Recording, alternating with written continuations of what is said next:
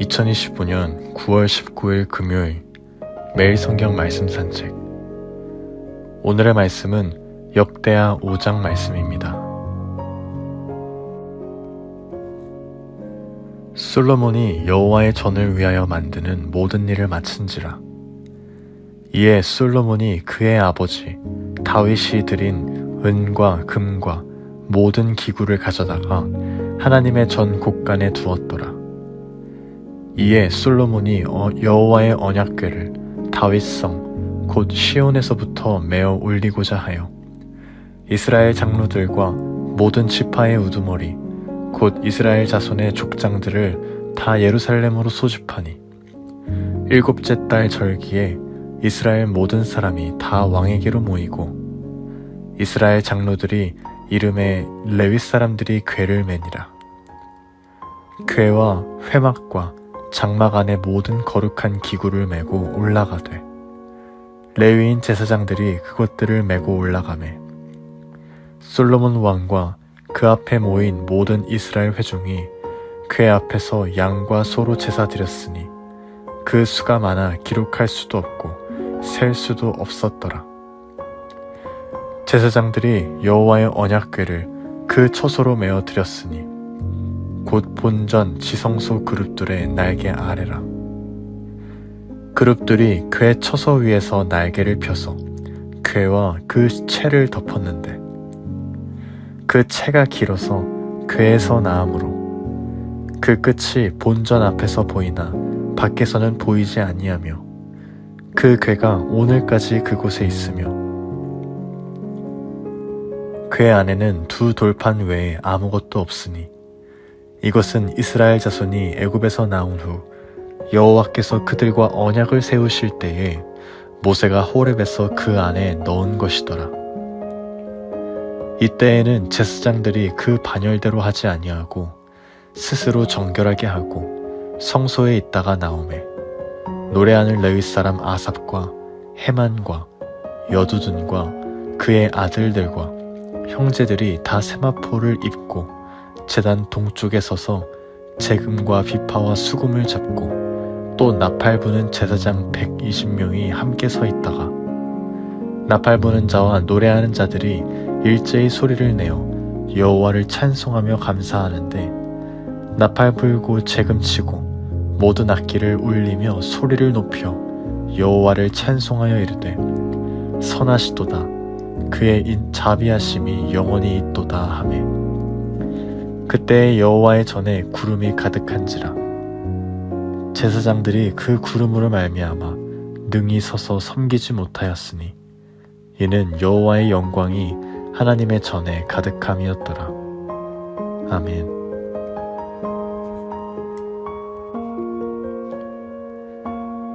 오늘 말씀은 솔로몬이 성전을 건축한 뒤에 가장 중심적인 순간을 보여줍니다. 바로 지성소 안에 언약궤를 안치하는 장면입니다. 솔로몬은 성전 건축을 마친 후 그의 아버지 다윗이 준비했던 은과 금과 기구들을 성전 곳간에 두고 모든 이스라엘 장로들과 족장들을 불러 모아 언약궤를 성전으로 옮깁니다.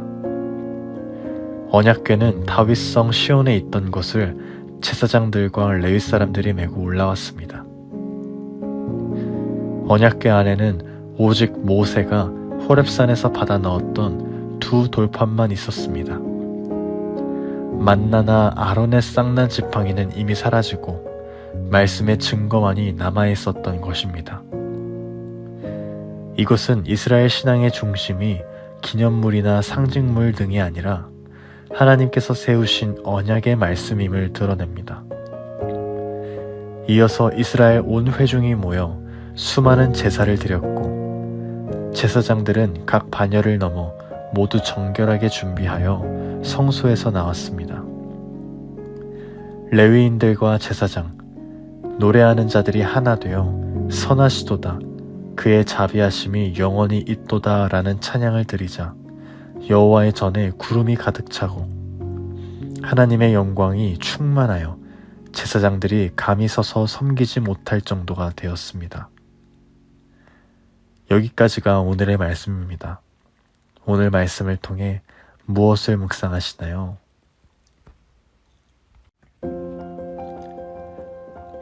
오늘 말씀을 묵상하면서 가장 크게 다가오는 것은 언약은 변치 않고 다시 성전의 중심으로 돌아왔다는 것입니다. 이스라엘은 한때 언약궤를 부적처럼 여겨서 전쟁터에 끌고 나갔다가 빼앗기는 실패를 경험했었습니다. 그런데 하나님은 그 변치 않는 언약을 기억하시고 그 궤를 다시 성전의 중심에 두게 하셨습니다. 이 장면을 통해서 하나님은 우리의 실패에도 불구하고 언약의 신실한 분이심을 보게 됩니다. 다시 말하면 하나님은 우리의 흔들림과 부족함 속에서도 불구하고 하나님은 약속을 잊지 않으시고 반드시 이루시는 분이시라는 것을 보게 된다는 것입니다. 또 하나 마음에 와닿는 것은 언약궤 안에 오직 2 돌판만 남아 있었다는 것입니다. 결국 이스라엘 신앙의 본질은 오직 하나님의 말씀이라는 사실입니다. 우리의 신앙도 마찬가지입니다. 눈에 보이는 건물이나 화려한 어떠한 것들이 아니라 오직 말씀 중심으로 하나님을 경외하며 사는 것이 진짜 신앙이라는 것을 묵상하게 됩니다. 또한 말씀 속에 울려 퍼지는 찬송이 있었습니다. 선하시도다 그의 자비하심이 영원히 있도다. 어떻게 보면 단순한 고백일 수 있지만 이 고백이야말로 이스라엘 예배의 중심이자 하나님 백성으로서의 마땅한 신앙 고백임을 묵상하게 됩니다. 하나님은 본질적으로 선하시고 그의 자비는 영원합니다. 우리가 오늘도 하나님 앞에 나아갈 수 있는 이유는, 우리 공동체가 함께 예배할 수 있는 이유는 바로 하나님의 변치 않는 사랑과 자비가 있기 때문입니다. 마지막으로 성전에 하나님의 영광이 가득하여 제사장들이 감히 서서 섬길 수 없었다는 장면을 보면서 하나님의 임재를 묵상하게 됩니다. 웅장한 건물과 사람들의 준비보다 더 중요한 것은 하나님의 임재입니다. 이 말은 곧 성전의 주인은 사람이 아닌 하나님이시라는 겁니다. 교회와 우리의 신앙에서도 마찬가지입니다. 교회의 모양과 형식 등 화려함이 중요한 것이 아니라 그 안에 하나님의 말씀과 하나님의 영광이 가득해야 진짜 교회가 되는 것이라는 겁니다. 오늘 말씀은 우리에게 이렇게 묻는 것 같습니다. 우리의 신앙의 중심에는 무엇이 있는지, 정말 언약을 기억하시는 하나님이 계시는지, 하나님의 임재와 영광이 정말 중심이 되고 있는지, 우리 공동체가 추구해야 할 것은 보여지는 모습과 형식, 형태가 아니라 오직 하나님의 말씀인 줄 믿습니다. 오직 하나님의 사랑, 그리고 임재하시는 하나님을 더욱 사모해야 하는 것인 줄 믿습니다. 2025년 Start with Jesus, 모든 일의 시작점이 예수가 되게 하라. 오늘의 말씀은 성전의 중심에 언약궤가 안치되고 그 자리에 하나님의 영광이 임했다는 사실을 보여줍니다.